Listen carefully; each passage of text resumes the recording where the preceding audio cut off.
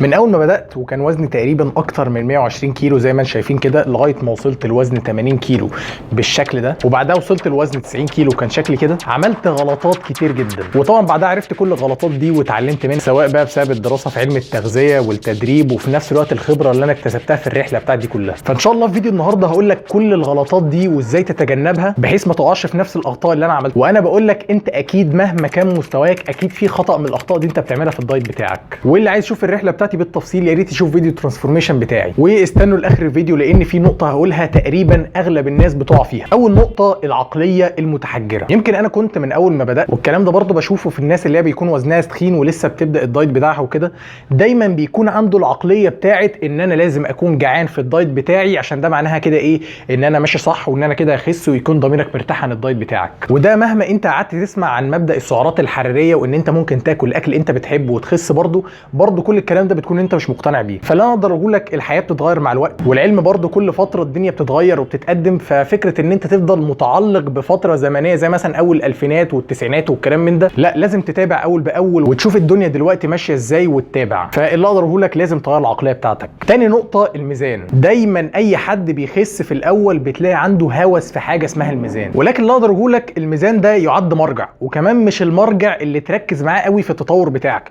اللي اقدر اقول لك اكتر حاجه تبص وتحدد بيها انت اتطورت ولا لا هو شكلك قدام المرايه، شكلك بيتحسن ولا لا. يعني حاول فكره الميزان دي اخر حاجه تبص لها، يعني اللي انت تعمله شكلك قدام المرايه ده المرجع الاول بتاعك، ووزنك على الميزان ده بقى ايه، ده مرجع اخير، اخر حاجه تبص لها. يعني مثال على الموضوع ده، فلنفترض انت مثلا بدات تنزل جيم وانت بتخس، فبدات تتمرن وكده، فهتلاقي ان انت لما تيجي توزن نفسك مثلا على الميزان تلاقي وزنك ثابت، او ممكن هتلاقي مثلا زايد نص كيلو او كده، ولكن تيجي تبص في المرايه تلاقي مثلا شكل جسمك كمان لا بيتطور. فالموضوع بيكون بسبب ايه، انت مثلا ممكن زدت شويه كتله عضليه ونسبه دهونك قلت، فبالتالي ده ايه اللي عمل فكره الميزان دي. ثالث نقطه بناء كتله عضليه. انا بصراحه مش عارف ايه فكره او ليه الموضوع ده منتشر، اي حد تخين وبيبدا ان هو يخس، والكلام ده كان عليا انا شخصيا، اول ما بيجي يبدا بتلاقي يقعد يقول لك لا انا مش عايز ابني كتله عضليه كبيره او كده، على اساس ان ده وحش، وبيكون هو متخيل لما يبني كتله عضليه اكبر هيكون شكل جسمه اكبر بسبب ان هو بيبنيها تحت الدهون اللي عندي كلها. اللي اقدر اقول لك كل ده غلط، واللي اقدر اقول لك انت مش هتقدر تبني الكتله العضليه الكبيره اللي انت متخيلها في دماغك دي بالتمرين والدايت بس، لا، اللي بيقدروا يبنوا الكتله العضليه الكبيره دي غالبا بيستخدموا هرمونات بجانب الدايت والتمرين بتاعهم، فانت غالبا مش هتقدر توصل للحجم العضلي ده، والموضوع له اكتر من بعد. ولما انت تبني كتله عضليه اكبر، اول حاجه الحرق عندك بيزيد حتى لو انت مش بتعمل اي مجهود. ثانيا بيخلي شكل جسمك احلى بكتير، يعني عشان تكون فاهم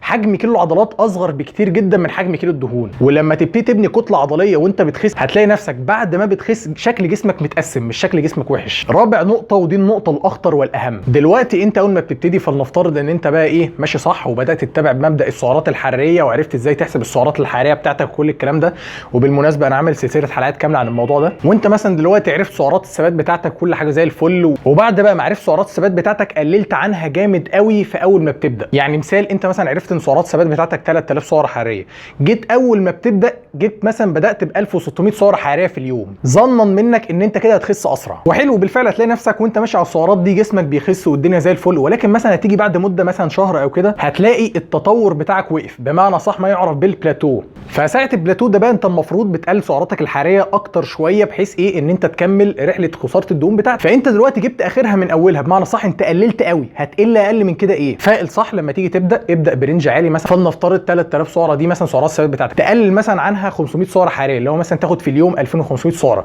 فتيجي مثلا انت بعد شهر لقيت وصلت للبلاتو، جسمك مثلا مش بيحرق دهون او كده، فساعتها انت تقدر تقلل على 2500، انما مثلا نزلت ل 1600 مره واحده هتقلل اكتر من كده ايه. خامس نقطه الاكل الصحي. طبعا مش محتاج اقول لك لو كل السعرات بتاعتك انت بتاخدها من اكل صحي ده شيء ممتاز جدا وزي الفل، وده الشيء الافضل طبعا، ولكن للاسف مش كل الناس بتقدر تلتزم على المدى البعيد بكده، واحنا بشر مش مكن. فالصح وده الانسب لينا كلنا ان انت تخلي فيه جزء من سعراتك الحراريه بتاخده من اكل انت بتحبه. طبعا الاكل ده غالبا مش بيكون صحي قوي، مثلا مثال تاخد 20% من سعراتك الحراريه في اكل انت بتحبه، وما تخافش ده مش هيوقف حرق الدهون بتاعك ولا حاجه. وطبعا الكلام ده كله انا بطبقه مع المتدربين اللي عندي بحيث يقدروا يلتزموا باكبر قدر ممكن من الالتزام. سادس نقطه وهي الابيض والاسود. للاسف الموضوع ده هتلاقيه مع الناس اللي عندهم البرفكشنزم، او معنى صح الناس اللي عندها المثاليه، بمعنى تلاقي واحد بيفكر ايه ده، يا اما انا التزمت 100% يا اما بوظ وما التزمش خالص. وزي ما قلت احنا بشر، الحياه مش كلها وردي او كلها اسود. يعني فلنفترض انت مثلا في يوم جيت مثلا كان عندكم عزومه او كده وبوظت في الاكل، طب تعمل ايه؟ يعني نقعد نعيط بقى جنبها ونبوظ بقيه الدنيا وما كملش في الدايت؟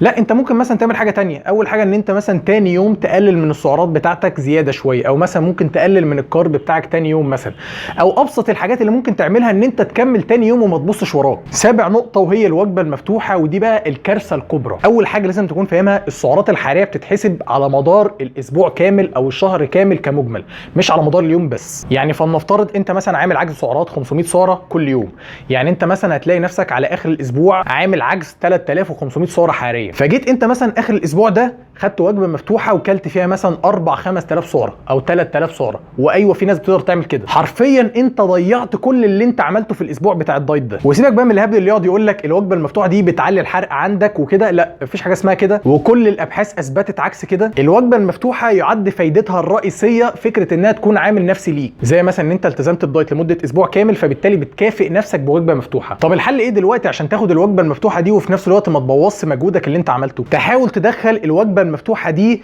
ضمن السعرات اللي انت بتاخدها على مدار اليوم. مثال مثلا انت دلوقتي بتاخد 2500 سعره حراريه في اليوم، ده في الدايت بتاعك. الاكل اللي انت تاخده في ضمن الدايت بتاعك مثلا قول 1000 سعره، وتوفر 1500 سعره من السعرات بتاعتك دي للوجبه المفتوحه. ونصيحه عامه، يفضل الوجبه المفتوحه دي انت بتدخل فيها اكل انت بتحبه، مش بتمشي بمبدا تاكل اكبر كم ممكن من الاكل. ونصيحه كده، خلي الوجبه دي دايما تكون اخر اليوم بحيث ان انت ما تبوظش تاني بعدها. تامن نقطه هي الوهم بالجينات. يعني بتلاقي الناس اللي تخينه وعايزه تخس اول حجه عندها تيجي تقولها انا جيناتي وحشه والحرق عندي ضعيف، واللي اقدره لك 99% من اللي بيقولوا كده غالبا هم ما عندهمش اي مشكله، والموضوع ده ايه ليس الا مجرد وهم عندهم. وتلاقي اصلا السبب في وزنه الزايد ده ان هو بياكل سعرات حراريه كتير قوي على مدار اليوم. وحاجه تانية، انت حددت بناء على ان جيناتك وحشه. المفروض عشان تحدد ان جيناتك حلوه او وحشه تبتدي تجرب ان انت تتمرن وتلتزم على دايت مده مطوله شويه، وبعدها ساعتها تقرر اذا كان جيناتك حلوه ولا وحشه. ولكن تبقى بتنجم لو قلت حاجه زي كده قبل ما تبدا. وفي الاخر لو اي حد عنده اي اسئله يقدر يسال تحت في الكومنتات.